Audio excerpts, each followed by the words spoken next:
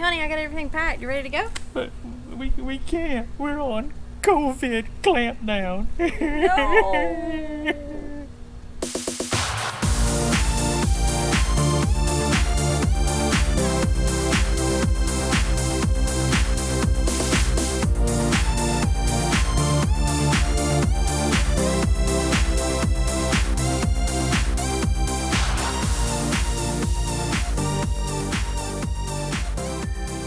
On the day this video drops to YouTube, our original plan was to be on the way to Fort DeSoto Park down in Florida, St. Petersburg, Florida, for our big trip of the year that we thought we'd make lots and lots of videos for you guys.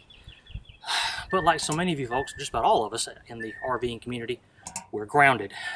So that trip's not happening this year. So to have something to do, we're gonna do a couple of videos here this afternoon about how we set up. And this one in particular, I'm going to show you how we do our water setup. When we get to a campsite, the first stop I make is come in here to this compartment and we get our water supplies, which I'll show you.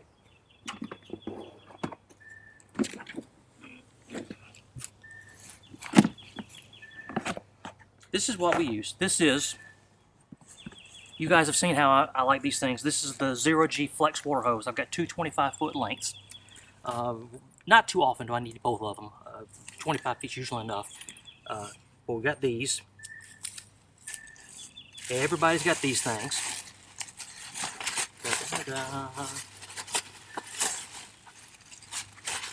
Sticky when wet. These Camco water filters. Everybody should have one of these. A splitter, and I'll show you why we do this too. And a water pressure regulator, which is also important. And sometimes we use this too, and I'll tell you about that later.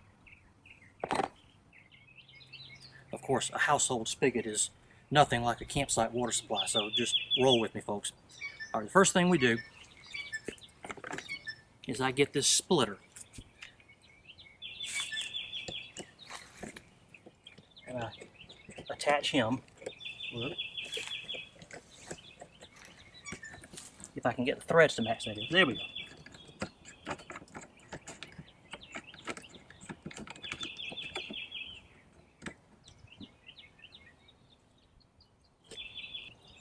Alright, next, I get my water regulator, pressure regulator.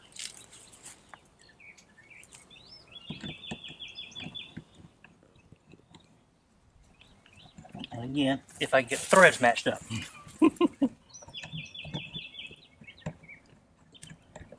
There we go.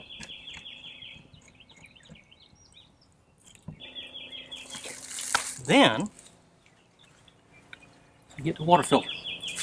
Now, I've seen some folks say that they prefer to have the water filter attached to the RV end of the hose. I don't, for two reasons. One, I kind of like the idea of the water being filtered as it's coming out of the tap. I guess filtered this in, filtered at the camper end, probably doesn't make a lot of difference, but just for some reason I like the idea of it being instantly filtered better. But the second reason is I don't like the idea of the weight of this thing hanging off of the water connection on the camper. To me that just seems like unnecessary stress on that connection. Whereas with here, you'll see it's going to hang a lot straighter, and this being metal and everything, it kind of holds the weight better. So I like doing it on this end better.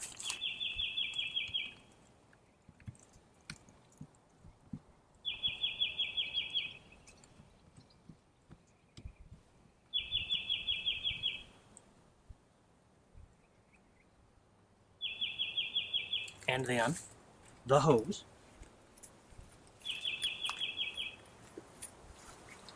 coming off of the filter.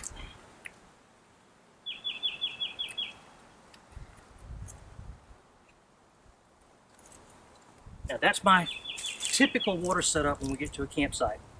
You'll notice that I have an end here left. The reason I do that is now we have water going through both ends. I can close off these valves.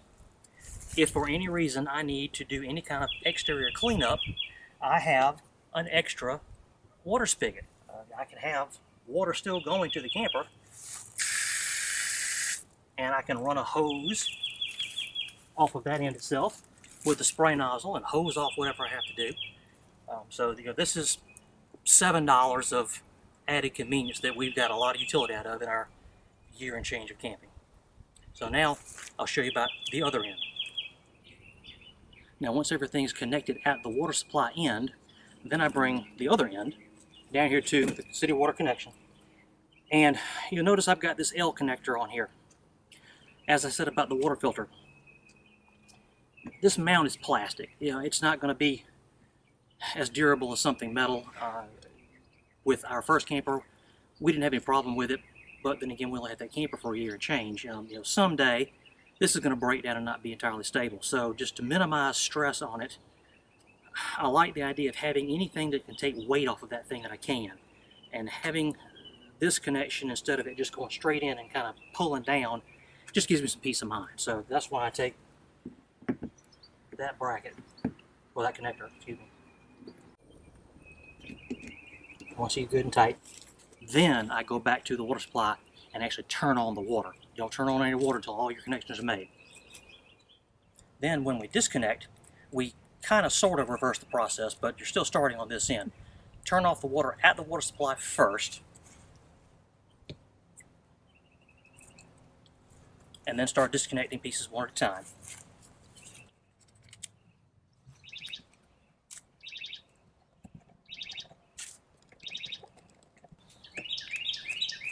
And then back over to the camper to remove the hose on that end. And after all that's done on that end, come back to this end and disconnect, which is easier said than done. And then pack away all your supplies. And of course, the last step is stowing away all of your gear properly so it won't leak inside your storage compartment and possibly cause water damage. So as I'm doing that, I'll remind you, as I said earlier, that this is just my process. If you have a different process, or if you see fault in the reasoning behind my doing things the way I do, please tell me down below. Educate me. If you got some benefit out of it, I'd like to hear about that too. I will have links to all these pieces, parts, products down below, so you can find them on Amazon, possibly get some use out of them yourself.